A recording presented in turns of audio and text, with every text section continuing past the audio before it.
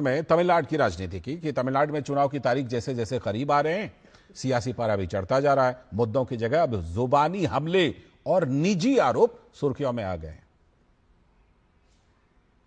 दुनिया ने युद्ध विराम की खबरों से भले ही राहत की सांस ली हो, लेकिन तमिलनाडु के चुनावी रण में राजनीतिक दलों के बीच जोर आजमाइश जारी है।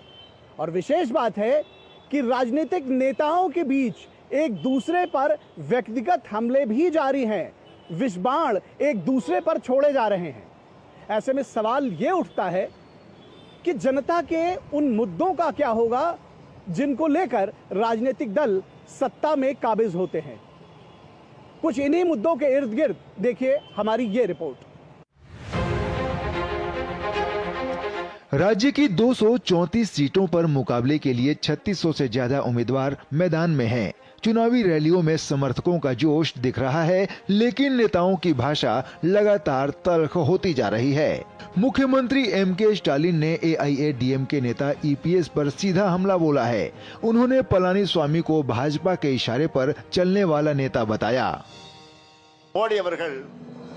पलानीस्वामी ने एआईएडीएमके को बीजेपी के इतने अधीन कर दिया है ताकि वे केवल अपनी सत्ता और स्वार्थ की रक्षा कर सके।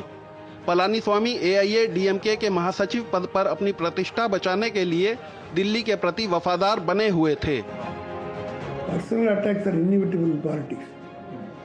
When the opposition is making, Edappadi has no reasons to attack this government. He has no concrete reasons to attack this government. So he has gone to the extent of attacking personally. Personally means that to false, propagating false allegations against the present chief minister, for which you will have to retaliate. Otherwise, you will have to pay with the same coin. No.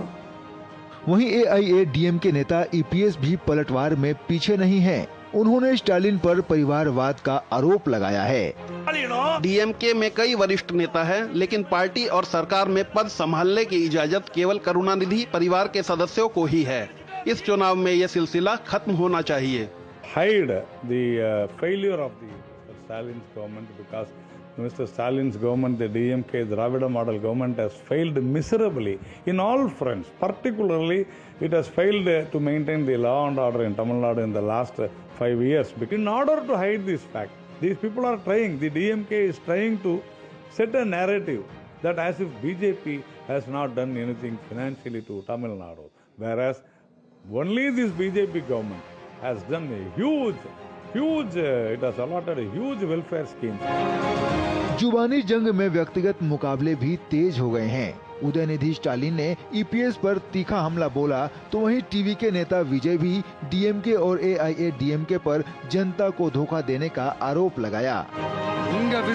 DMK और एआईएडीएमके ने हमेशा जनता को धोखा ही दिया है। इसी बीच कांग्रेस नेता राहुल गांधी की चुनावी प्रचार से दूरी भी चर्चा में है। लोकसभा चुनाव में ब्रदर स्टालिन के साथ मंच साझा करने वाले राहुल गांधी इस बार तमिलनाडु के चुनावी मैदान से लगभग नदारद हैं। पुदुचेरी में राहुल की रैली में स्टालिन नहीं दिखे और तमिलनाडु में स्टालिन की सभाओं से राहुल गायब रहे। सीट शेयरिंग को लेकर मतभेदों की चर्चा भी तेज है और यही वजह मानी जा रही है कि कांग्रेस का शीर्ष नेतृत्व इस चुनाव में सीमित नजर आ रहा है। ओपिनियन पोल्स में डीएमके और एआईएडीएमके के बीच कांटे की टक्कर बताई जा रही है, लेकिन टीवीके का वोट शेयर खेल बिगाड़ सकता है। फिलहाल चुनावी जंग में मुद्दों से ज्यादा जुबानी हमले हावी हैं। अब जनता तय करेगी कि किसकी बात पर भरोसा करना है।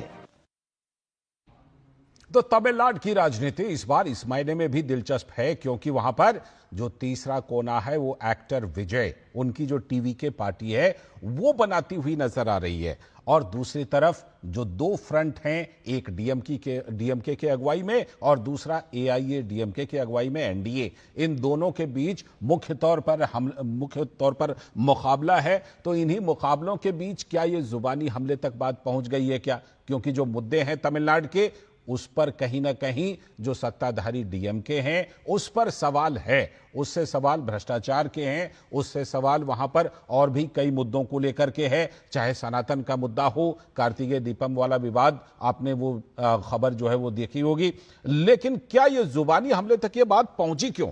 इसी का जायजा लेने के लिए सीधे जमीन पर चलते हैं हमारे दो सहयोगी, जैसा हम आपको बताते रहे हैं कि हमारे सलाहकार संपादक विनोद मिश्र जी और हमारे सहयोगी निखिल सिंह दोनों मौजूद हैं। पहले विनोद जी के पास चलता हूं। विनोद जी, यहां तक बात क्यों पहुंच गई, जुबानी हमले, और वो भी इतने तीखे तीखे मुद्दों पर क्यों नहीं? क्या कहीं ना कहीं जो पार्टियां हैं वो मुद्दों को लेकर के घिरती हुई नजर आ रही हैं, इसीलिए ये निजी हमले और जुबानी जंग? लालजी कहते हैं ना कि good economics is good politics. तो वो हमने देखा है कि पिछले दिनों से चेन्नई में कि लगातार 40 दिन का जो ईरान और अमेरिका का ये महायुद्ध है, महासंग्राम है, इसके बीच में देखिए गुड इकोनॉमिक्स का तो हमने देखा कि किस तरह से सेंट्रल गवर्नमेंट का जो पेट्रोल डीजल से लेके और गैस का, एलपीजी गैस के जो सप्लाई चेन है वो कितना मजबूत है कि हमने आज अभी तक पिछले दिनों में किसी पेट्रोल पंप पे कोई लाइन लगते हुए या कहीं पे किसी ढाबे में, किसी होटल में एलपीजी क्राइसिस नहीं देखी।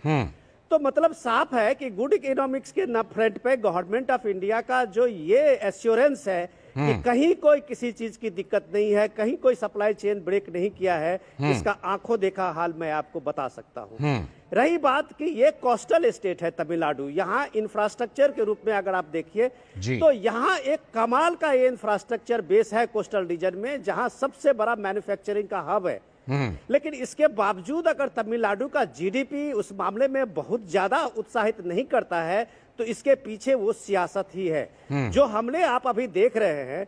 तो ये सीधे आप ईपीएस का जो चार्ज है, एआईडीएमके ने अपने हर जनसभा में, आज वो चेन्नई में है, 2 मीटिंग उन्होंने की है और हर सभा में यही सवाल पूछते हैं कि अगर स्टालिन के पास कुछ है तो अपना 5 साल का रिपोर्ट कार्ड क्यों नहीं रखते हैं। लेकिन अगर वो ये नहीं रखते हैं और सिर्फ करुणानिधि के नाम पे ये चुनाव चाहते हैं तो क्या ये पूरा डीएमके के कंधे पे बेस पर ये एक परिवार, फैमिली फर्स्ट का 3 जनरेशन से अब सीधे सीधे स्टालिन अपने बेटे को सीएम बनाने के लिए जद्दोजहद कर रहे हैं, तो फिर वो किस दिन तमिलनाडु की जनता को याद करेंगे और जनता की भलाई करेंगे।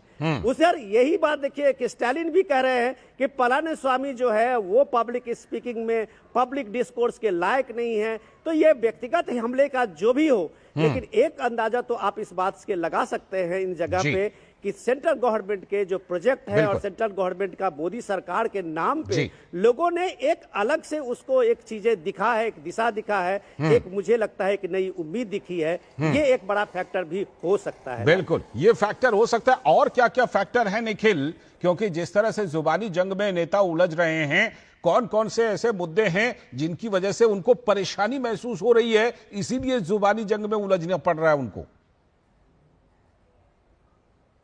देखिए, सबसे बड़ी बात यह है लालचंद की जनता सवाल पूछ रही है और उसका जवाब अगर देना हो तो जवाब अगर देने में कुछ दिक्कत हो तो कड़वे हो, तीखे हो सवाल, तो अच्छा यह है कि कोई दूसरा सवाल खड़ा कर दिया जाए और उस जवाब से बच लिया जाए। और यही हम अक्सर भारतीय राजनीति में देखते हैं और ये साउथ इंडिया की जो पॉलिटिक्स है, तमिलनाडु की विशेष तौर पर, ये इससे अछूती नहीं दिख रही है, क्योंकि सवाल लगातार पूछे जा रहे हैं। जो गुड इकोनॉमिक्स, बैड इकोनॉमिक्स की बात अभी विनोद मिश्रा जी ने कही है, वो यहां भी कही जा रही है कि भाई आप अपने आप को क्लेम करते हैं तमिलनाडु में कि हम फास्टेस्ट ग्रोइंग जीडीपी हैं, लेकिन ये कहा जा रहा है कि सबसे ज्यादा जो केंद्र सरकार की योजनाएं हैं पिछले यूपीए गवर्नमेंट से अगर तुलना की जाए तो 14 गुना ज्यादा बजट उनको मिला है यहां पर केंद्र सरकार की तरफ से जो सहायता मिली है। और उसके बावजूद अगर आप केवल वहीं तक पहुंचे हैं तो सवाल पूछा जाएगा, सवाल फाइनेंशियल मिसमैनेजमेंट का पूछा जाएगा और सवाल सबसे बड़ी बात यह है कि वंशवाद का भी पूछा जाएगा। इन चीजों से बचने के लिए बेहतर है कि आप इन सवालों का जवाब देने के बजाय दूसरा सवाल दूसरे के ऊपर खड़ा कर दें कि जी वो तो बोल नहीं पाते, उनको यहां तक कि उदयनिधि मारन ने बिलो द बेल्ट जाते हुए स्लेव तक कह दिया।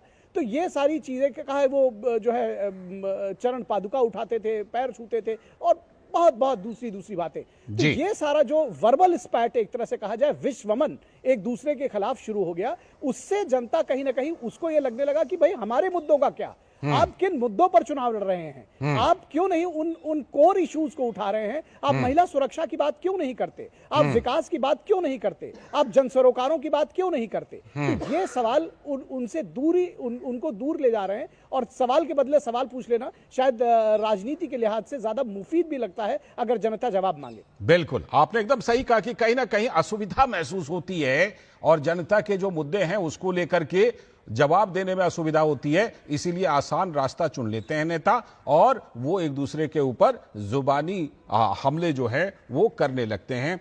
फिलहाल निखिल, आपका बहुत बहुत शुक्रिया। आगे भी आपसे तमिलनाडु के राजनीति पर जानकारी लेते रहेंगे, और विनोद जी आप अभी बने रहिएगा क्योंकि पश्चिम बंगाल के लिए भी बड़ा दिन है, उस पर आपसे बात करनी है, आप बने रहिएगा। फिलहाल एक छोटा सा ब्रेक ले लेते हैं और उसके बाद फिर बाकी खबरों का भी इस वक्त में हम रुख करेंगे।